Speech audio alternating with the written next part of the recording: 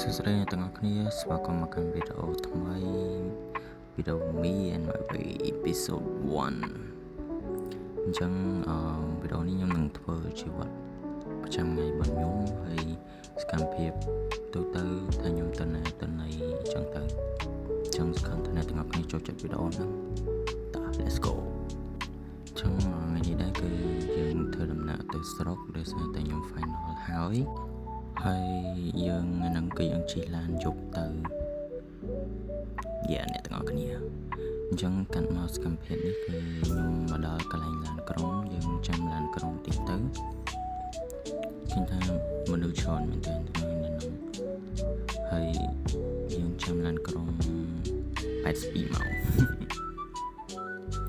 ចឹងបន្ទាប់ពីយើងចាំឡានក្រុងដោយសារតែនៅជិតឡានក្រុងគេល្បីតែចឹងខ្ញុំមកញ៉ាំអី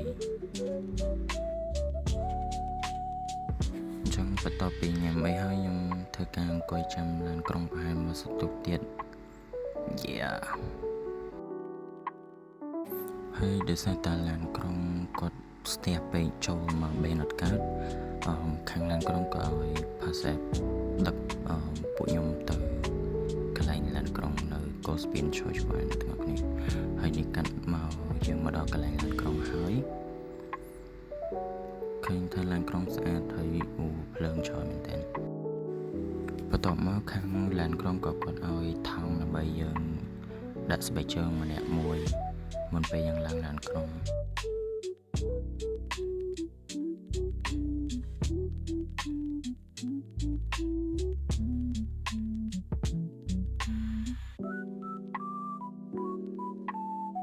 ចុងបន្ទាប់ពីជិះបានមកសន្ទុះខាងឡានក៏គាត់ឈប់ឲ្យយើង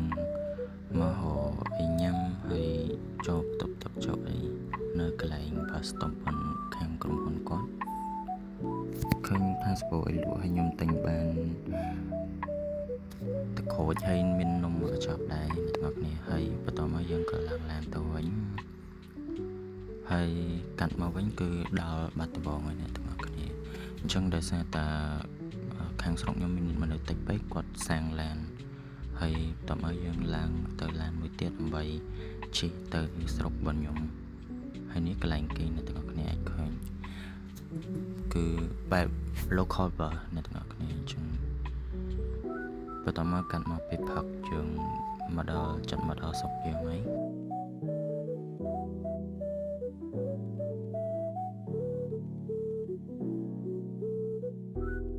បន្ទាប់មកខ្ញុំក៏មកដល់បេនឡាន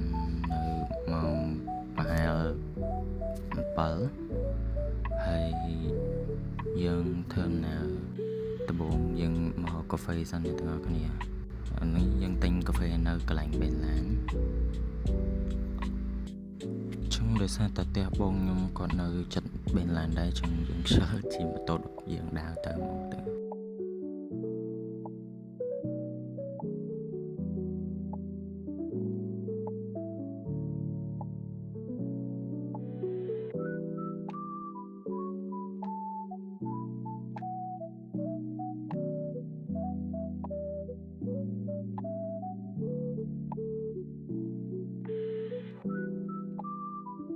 ចាំតើមកយើងមកដល់ផ្ទះអ្នកទាំងអស់គ្នាហើយនេះតែខ្ញុំអ្នកទាំងអស់គ្នាអញ្ចឹងអ្នកគេដែលគាត់នៅទាំងយូរអីអាចមក support បានអរគុណច្រើនអ្នកទាំងអស់គ្នា